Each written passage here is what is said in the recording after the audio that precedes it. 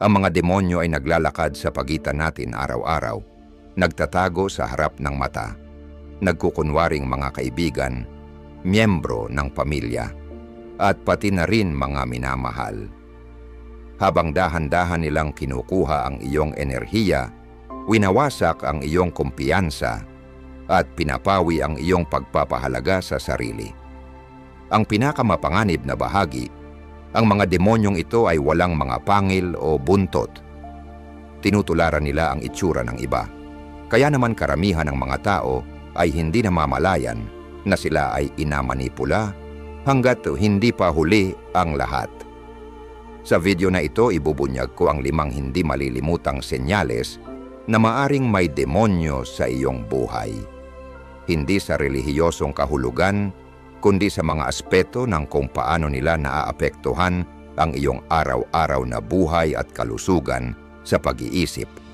Ang mga senyales na ito ay madalas na hindi napapansin dahil ito'y banayad sa simula, pero kapag nalaman mo kung ano ang hahanapin, hindi ka na matutokso muli.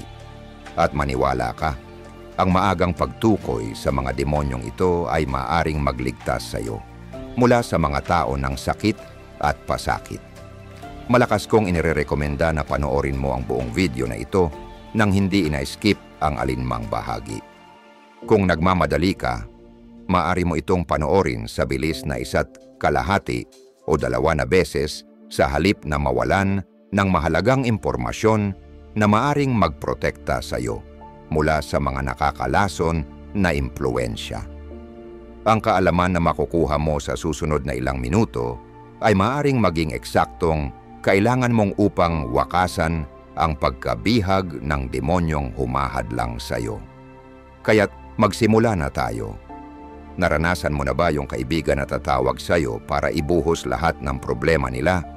At sa pagtatapos ng tawag, ikaw ang parang tinamaan ng truck habang sila ay parang okay lang? Hindi iyon isang pagkakataon lamang, kaibigan. Iyon ay energy vampirism sa pinakamataas na antas. Hindi ako nagsasalita ng tungkol sa mga estilo ng Twilight na sumisipsip ng dugo. Ang ibig kong sabihin ay ang isang tao na literal na kumakain ng iyong emosyonal na enerhiya. Ang mga demonyong ito ay bihasa sa sining ng emotional siphoning.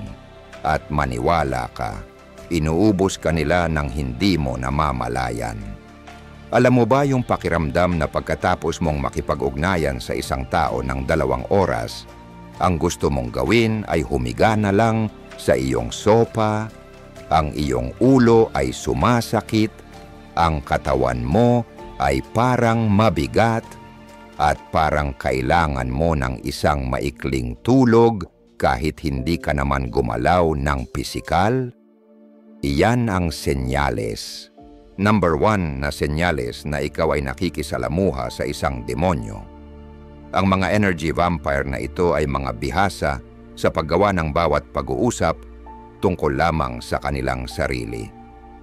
Maari mong pag-usapan ang tungkol sa pagkamatay ng iyong aso, at sa hindi inaasahan, ikukwento nila kung paano sila nagkaroon ng alimasag na namatay at kung gaano ito kalupit.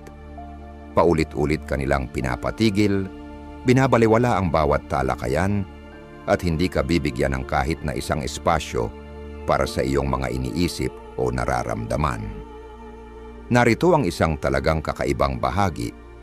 Panoorin mo silang mabuti habang ikaw ay pakiramdam na ubos na ang iyong lakas at sila naman ay tila puno ng enerhiya. Para bang literal nilang kinukuha ang iyong buhay na lakas. At tama ka. Ginawa nila nga iyon.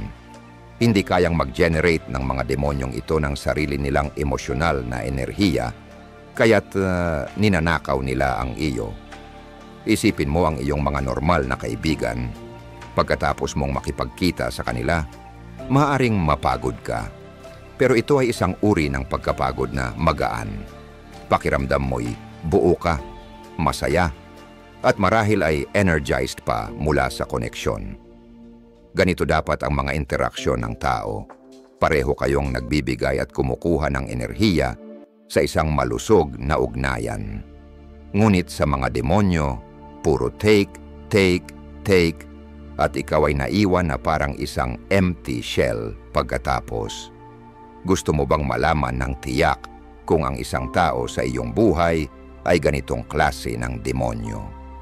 Subukan mo ang simpleng energy check na ito. Bago ka makipagkita sa kanila, kumuha ng mental na tala kung paano ka nararamdaman, ang iyong enerhiya, mood, at pangkalahatang pakiramdam ng kalusugan. Pagkatapos mong makipagkita sa kanila, suriin mo muli ang iyong sarili.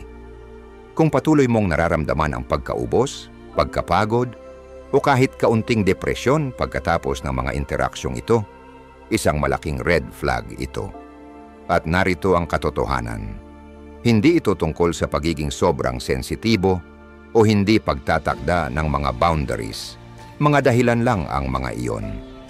Pinrograma ka ng mga demonyong ito upang maniwala sa ganitong ideya. Ang totoo, wala nang normal na interaksyon ng tao ang mag-iiwan sa iyo ng pakiramdam na palagi kang nauubos at walang laman. Kaya't iyan ang senyales number 1. Kung ang isang tao sa iyong buhay ay isang demonyo, sila ay isang energy vampire na nag-iiwan sa iyo ng pakiramdam na ganap na ubos pagkatapos ng bawat interaksyon. Kinakain nila ang iyong emosyonal na enerhiya, ngunit hindi nagbibigay ng kahit anong kapalit. Kung ito ay tunog pamilyar, huwag mag-alala. Sa dulo ng video na ito, malalaman mo kung paano protektahan ang iyong sarili at makawala mula sa kanilang pagkakahawak. Ngayon pag-usapan natin ang pangalawang senyales na ang isang tao sa iyong buhay ay maaaring isang demonyo. Sila ay systematically na pinapalayo ka mula sa lahat ng ibang tao na nagmamalasakit sa iyo. At ang pinakakatakot na bahagi, ginagawa nila ito ng napakamaingat, kaya't malamang iniisip mo na ito'y sarili mong ideya. Kilalang kilala ko ang isang tao, tawagin na lang natin siyang si Bella, na may isang masiglang buhay panlipunan, maasikaso na pamilya, at isang malawak na bilog ng mga kaibigan. Pero nang makilala niya ang isang bagong kaibigan, na sa una ay mukhang kamangha-mangha, sa loob ng 6 na buwan, si Bella ay halos hindi na nakipag-usap sa ibang tao. Nang makita ko siya muli, isa na siyang anino ng kanyang dating sarili, kumbinsidong ang lahat ng tao maliban sa bagong kaibigan niya ay iniwan siya. Ang realidad, ang demonyong ito ay ni-isolate siya ng buo. Hindi ito nangyari agad-agad. Mabagal, metodikal, at kalkulado ito. Nagsimula sa maliliit na komento, mga maliit na butil ng pagdududa tungkol sa mga taong mahal mo. Napansin mo ba na parang naiinis ang iyong kapatid nang kausapin mo siya? Parang hindi kanya nire-respetuhan. Ang mga kaibigan mo, tawag lang sila kapag may kailangan sila sa'yo. Ako lang ang talagang nagmamalasakit. Ang mga demonyong ito ay bihasa sa paghahanap ng maliliit na insecurities sa iyong mga relasyon at ginagamit ang mga iyon upang mapakinabangan ka. Gagamitin nila ang isang hindi pagkakaintindihan sa pagitan mo at ng iyong kaibigan at gagawin itong ebidensya na ang taong ito ay lihim na galit sa iyo. Pagkatapos ay papasok ang susunod na yugto, paglikha ng mga imposibleng pagpipilian. Bigla kang pinipilit na pumili sa pagitan ng paggugol ng oras sa kanila o sa iba pang mga taong nagmamahal sa iyo. At sa hindi inaasahan, kapag pinili mong makasama ang ibang tao, ikaw pa ang itinuturing nilang masama. Pagkatapos ng lahat ng ginawa ko para sa iyo, pupunta ka sa birthday ng nanay mo imbes na tulungan akong maglipat. Sige, alam ko na kung saan ako nakatayo sa buhay mo.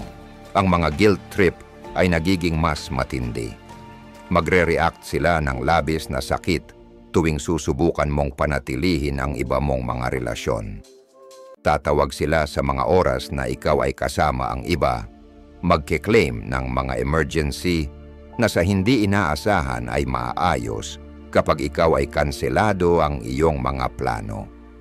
At habang nangyayari ito, ibinebenta kanila kung gaano kahalaga ang inyong koneksyon. Wala ni isang tao na nakakaintindi sa iyo tulad ko. Mayroon tayo ng isang natatanging koneksyon. Ang ibang tao hindi kayang makipag-ugnayan sa iyo sa antas na ito. Nagdudulot ito ng maling pakiramdam na ang relasyon na ito ay mas mahalaga kaysa sa lahat ng iyong ibang malusog na relasyon. Bago mo pa malaman, ikaw ay ganap na dependent na sa kanila. Tumigil ka na sa pag-abot sa ibang tao dahil hindi na ito sulit ang gulo. Ang iyong mundo ay naging limitado na lang sa dalawa kayo, eksaktong kung saan nila gusto ka. Gusto mo bang malaman kung nangyayari ito sa iyo? Maglaan ng sandali at pag-isipan kung paano nagbago ang iyong social circle mula nang pumasok ang taong ito sa iyong buhay. Nawala ba ang mga taong dati mahalaga sa iyo? Nahihirapan ka bang maghanap ng dahilan upang makipagkita sa pamilya o mga kaibigan? Ang pag-iisip na dalhin ang partikular na taong ito sa ibang tao ay nakakapagpalala sa iyong nerbiyos? Ang isolation ay isang taktika upang gawing mas madaling manipulahin ka. Kung ikaw ay napapaligiran ng mga tao na nagmamahal sa iyo, makikita nila kung may mali at makakapagbigay sila ng perspektibo at suporta. Kung wala sila, nasa awa ka na ng demonyo. Tandaan, ang mga tao ay likas na sosyal. Namumuhay tayo sa pamamagitan ng iba't ibang koneksyon. Ang sinumang nagnanais na ikaw lamang ang kasama nila ay hindi may malasakit sa iyo. Ang kanilang layunin ay may sarili silang agenda. Number 2. Sa 5 palatandaan na may demonyo sa buhay mo, sinasadya nilang ihiwalay ka sa lahat ng ibang tao na nagmamalasakit sa iyo. Ngayon, tatalakayin natin ang pangatlong palatandaan na may demonyo sa buhay mo, at ito ay partikular na delikado dahil tinatamaan nito ang pinakapundasyon ng iyong sanity. Ito ay tinatawag na reality distortion o ang pagbali ng realidad. Kapag binabaluktot ng isang tao ang iyong perception kung ano ang totoo at kung ano ang hindi. Naranasan mo na bang makipag-usap sa isang tao kung saan malinaw mong naaalala ang mga sinabi, pero kalaunan ay ganap nilang tinatanggi na nangyari ito at ginagawa nila ito ng may matinding paniniwala na ikaw na ang magsisimulang magtanong sa iyong sariling memorya. Hindi ikaw ang nawawala sa katinuan, may demonyo sa trabaho. Ang mga demonyong ito na nagbabaluktot ng realidad ay gumagamit ng isang teknik na tinatawag na gaslighting, na kung saan ay isang uri ng psikolohikal na manipulasyon na naglalayong pagdudahan mo ang iyong sariling katinuan. Titingnan kanila ng diretso sa mata at sasabihing, "Hindi ko sinabi iyon," kahit na alam mong sinabi nila talaga. Mangako sila ng mga bagay at pagkatapos ay ipagpapalagay nila na hindi nila ginawa ang mga pangako. Ililipat nila ang iyong mga gamit at ipagpapalagay na ikaw ang nagkalat nito. Ang pinakamalupit na bahagi ay kung paano nila binabaligtad ang mga argumento upang ikaw ang gawing masama.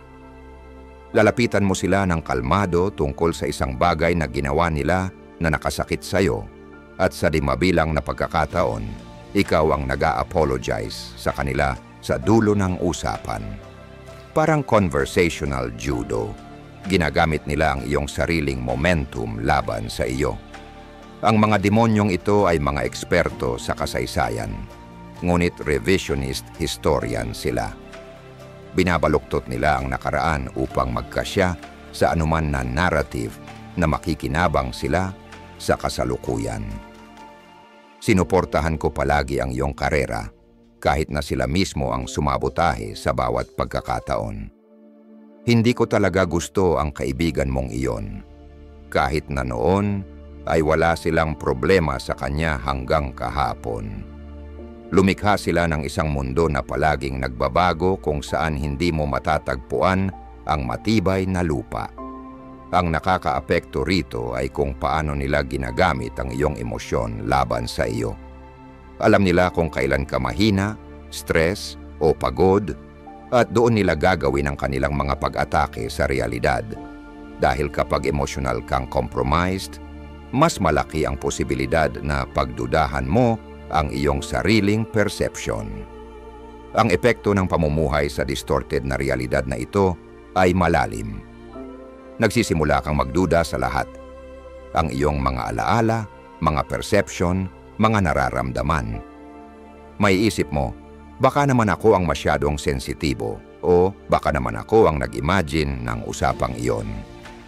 Ang patuloy na pagdududa sa sarili ay nagpapabagsak sa iyong kumpiyansa at ginagawa kang mas umaasa sa demonyo para sabihin sa iyo kung ano ang totoo. Narito ang isang mabisang paraan para labanan ito. Magkaroon ka ng isang pribadong journal ng iyong mga interaksyon. Isulat ang mga mahahalagang usapan, kasunduan, at mga insidente agad-agad pagkatapos mangyari. Ito ay magbibigay ng isang objective na record na hindi maaring manipulahin kapag pinilit ng demonyo na sabihin na hindi ito nangyari. At makinig kung ikaw ay nauubos na sa isipan mula sa pagpapanatili ng tama at mali sa iyong relasyon. Hindi ito normal. Ang mga malusog na relasyon ay nagpapalinaw ng realidad, hindi nagkakalito nito. Ang distortion ng realidad na ito ay isang palatandaan. Number 3, na palatandaan na may demonyo sa buhay mo. At bago ako magpatuloy, nais ko lang sabihin na kung sa tingin mo ay mahalaga ang impormasyong ito, pakipindot na ang subscribe button ngayon din dahil narito ang katotohanan. Ang pagkilala sa mga palatandaang ito ay talagang buhay pagbago na impormasyon na karamihan ng mga tao ay hindi natutunan hanggang huli na. Sa pamamagitan ng pag-subscribe, hindi ka lang magiging updated, kundi makakasama ka sa isang komunidad ng mga tao na nagigising sa mga nakatagong manipulasyon na nangyayari sa paligid natin. I-click na ang subscribe at magpatuloy tayo sa paglalakbay na ito ng magkasama. Ngayon, ang ika-4 na palatandaan na may demonyo sa buhay mo ay isa sa mga pinaka-nakakagimbal at nakakalitong ugali na maaari mong maranasan. Pinag-uusapan ko ang Jekyll and Hyde na personalidad. Kapag ang isang tao ay nagpapalit mula sa pagiging labis na kaakit-akit at bigla na lang ay nagiging malupit ng walang anumang babala. Hindi lang ito isang tao na may masamang araw o palaging moody. Ito ay isang maingat at dramatikong pagbabago ng personalidad na nagiiwan sa iyo ng patuloy na takot. Hindi alam kung anong bersyon ng tao ang makikita mo mula sa isang sandali hanggang sa susunod. Hayaan mong ilarawan ko ito para sa iyo. Sa publiko sila ay labis na kaakit-akit. Sila ang buhay ng party. Kinikilig ang lahat sa kanilang paligid. Sinabi ng mga kaibigan mo kung gaano kaswerte na sila ang nasa buhay mo. Mukha silang perpekto, maaalalahanin, magaan ang loob at magiliw. Pero kapag nakapagsara ang pinto, nagiging ibang tao sila. Malamig, malupit, at may contempt. Ang hindi inaasahang pag-switch na ito ang nagpapasira sa lahat. Hindi mo alam kung ano ang magti-trigger sa pagbabago. Baka isang bagay na sinabi mo, ang tono ng boses mo, kung paano mo sila tiningnan, o wala naman talaga. Ang pamumuhay sa ganitong kalituhan ay nagiging sanhi ng patuloy na takot at pagkabahala. Lagi kang alerto, sinusubukang hulaan at pigilan ang susunod na yugto ng kalupitan. Ginagamit ng mga demonyong ito ang takot bilang taktika ng kontrol. Alam nila na kung natatakot ka sa susunod nilang mood swing, gagawin mo ang lahat para lang mapasaya sila. Bibigyan mo sila ng mga bagay na gusto nila. Sisikil mo ang mga pangangailangan mo. Ia-adjust mo ang sarili mo. Basta't maiwasan lang ang paggising sa monster na nakatago sa likod ng kanilang kaakit-akit na panlabas. Isa sa mga paborito nilang taktika ay ang tinatawag ng mga psychologist na love bombing. Papaligiran kanila ng labis na atensyon, pag-aalaga at mga regalo at iparamdam sa'yo na ikaw ang pinakamahalagang tao sa mundo. Tapos, kapag nasa gitna ka ng pagsamba na ito, bigla nilang aalisin ito, mawawala ang init, titigil ang mga regalo, at ang pag-aalaga ay magiging contempt. Iiwan ka nilang naguguluhan, desperadong sinusubukang intindihin kung ano ang ginawa mong mali at paano makakabalik sa mga magagandang panahon. Ang siklo ng gantimpala at parusa na ito ay lumilikha ng isang malakas na psikolohikal na ugnayan na tinatawag na intermittent reinforcement. Ito ang parehong prinsipyo na nagpapaadik sa pagsusugal. Ang hindi tiyak na kalikasan ng mga gantimpala ay nagpapalakas sa iyong pagnanasa para sa kanila na nagiging mas matindi pa. Patuloy kang babalik, umaasa na mararanasan mong muli ang saya at handang magtiis ng mas matinding pang-aabuso para lang sa pagkakataon na muling maramdaman ang kanilang pagmamahal. Narito ang isang masakit na katotohanan. Ang inconsistency na ito ay hindi aksidente. Ito ay sadyang dinisenyo para gawing balisa ka at kontrolin ka. Sa pamamagitan ng paggawa ng kaguluhan, tinitiyak nilang hindi mo makakamtan ang emosyonal na katatagan para humakbang pabalik at makita ang relasyon ng malinaw. Kung nais mong malaman kung nakakasama ka ng ganitong klase ng demonyo, simulan mong itrack ang mga siklo ng kanilang ugali. Hanapin ang mga pattern sa kanilang mga pagbabago ng personalidad. Ano ang nangunguna sa mabait na phase? Ano ang nagpapalit ng kanilang ugali sa malupit na phase? Gaano katagal tumatagal ang bawat phase? Minsan ang simpleng pagsulat ng mga pattern na ito ay isang malakas na wake-up call. Tandaan ito, sa mga malusog na relasyon, may mga mood ang mga tao, pero hindi sila mayroong maraming personalidad. Hindi ka nila sasambahin isang araw at pagkatapos ay kagalitan ka kinabukasan. Hindi ka nila papurihan sa publiko at babababaan ka sa pribado. Ang konsistensya ay ang pundasyon ng tiwala, at kung wala ito, wala talagang relasyon na magtatagal. Ang ganitong Jekyll and Hyde na ugali ay isang palatandaan. Number 4. Na palatandaan na may demonyo sa buhay mo, ito ay isang leksyon na hindi maaaring balewalain. Walang kahit anong pansamantalang magagandang sandali ang maaaring magbigay katarungan sa sistematikong emotional abuse. Ang iyong kapayapaan ng isipan ay hindi tamang presyo para sa mga pagkakataon ng pag-aalaga. Ngayon pag-usapan natin ang ikalima at huling palatandaan na may demonyo sa buhay mo.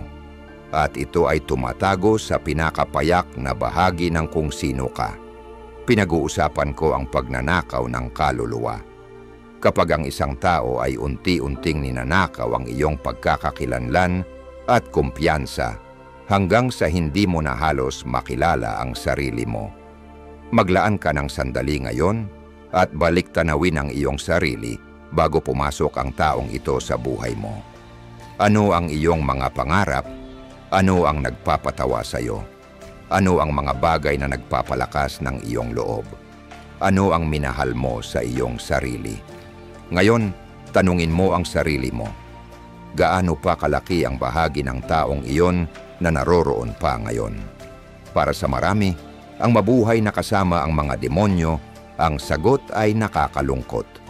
Sa isang bahagi ng kanilang buhay, ang mga piraso ng kanilang sarili ay nawala at pinalitan ng pagdududa, takot, at isang patuloy na pakiramdam ng kakulangan.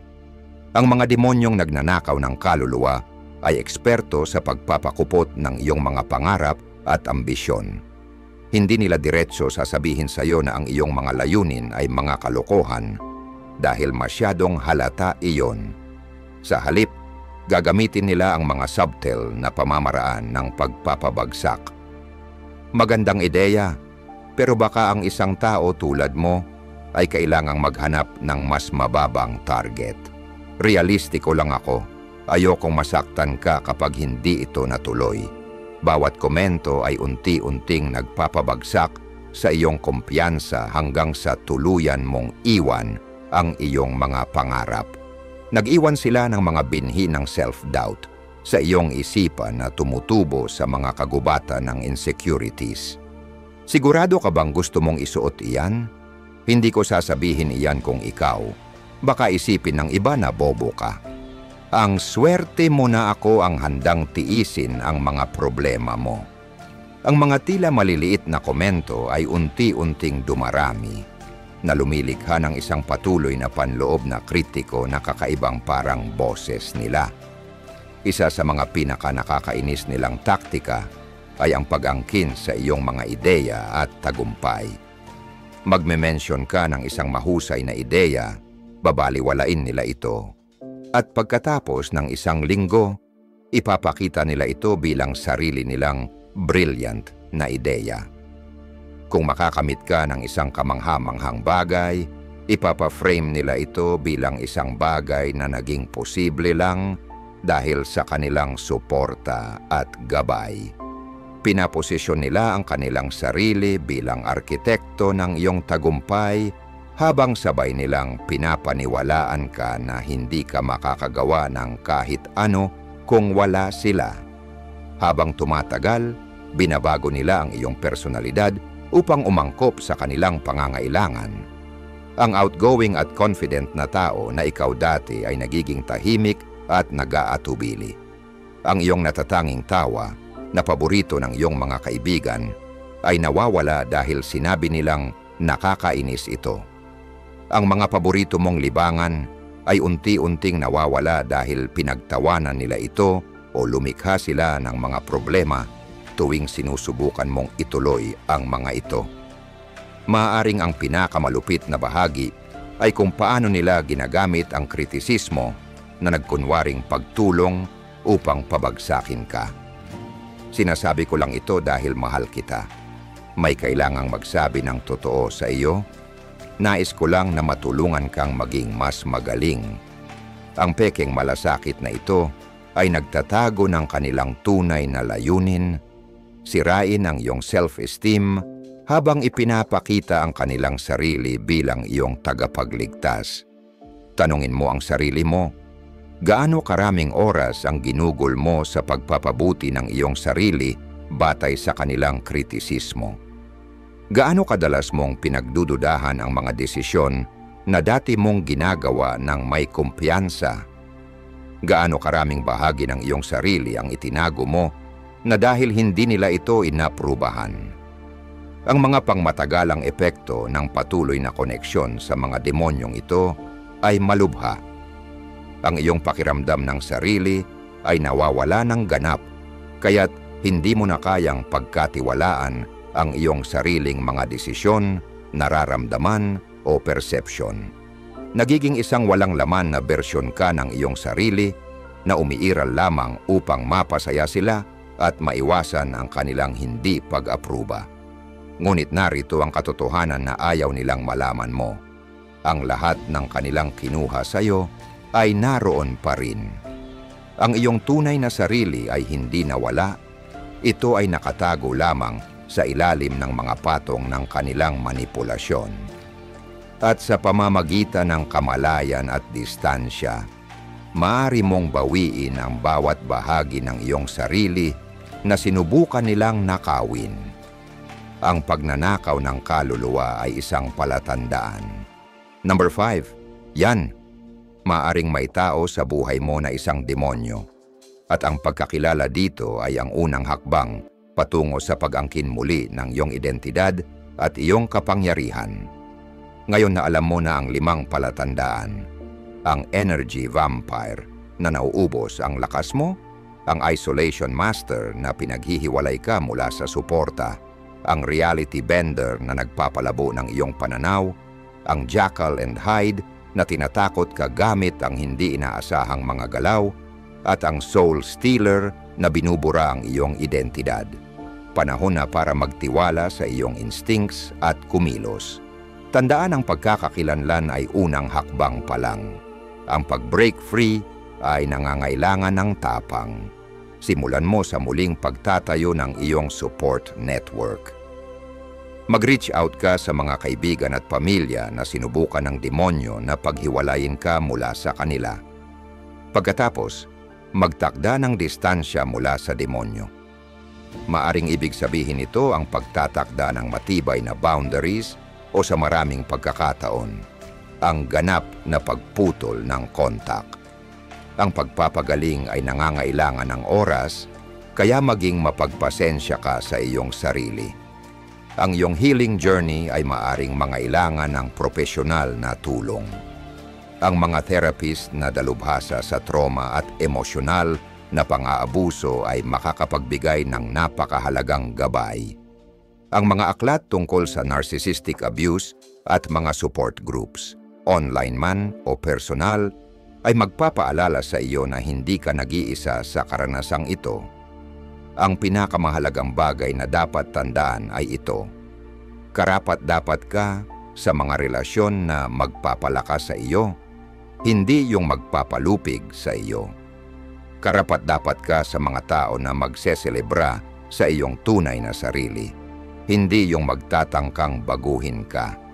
At karapat-dapat ka talagang bawiin ang bawat bahagi ng iyong sarili na sinubukan ng mga demonyong ito na nakawin. Ngayon na nalamang mo na ang mga palatandaang ito, ang pagbabalik sa dati, ay parang pagpasok muli sa isang nasusunog na gusali, matapos kang tulungan ng ibang tao na makalabas. May kaalaman ka na ngayon. Gamitin ito upang baguhin ang iyong buhay. I-share ang video na ito sa kahit sino na, sa tingin mo, ay maaring nagdurusa sa ilalim ng impluwensya ng mga demonyong ito. Ang simpleng gawa ng pagbabahagi ay maaring maging lifeline ng isang tao na desperadong nangangailangan nito. At bago ka umalis, ang YouTube algorithm ay nakapili na ng isa pang video na perpekto para sa iyong paglalakbay. I-click ang suggestion na lumalabas sa iyong screen ngayon.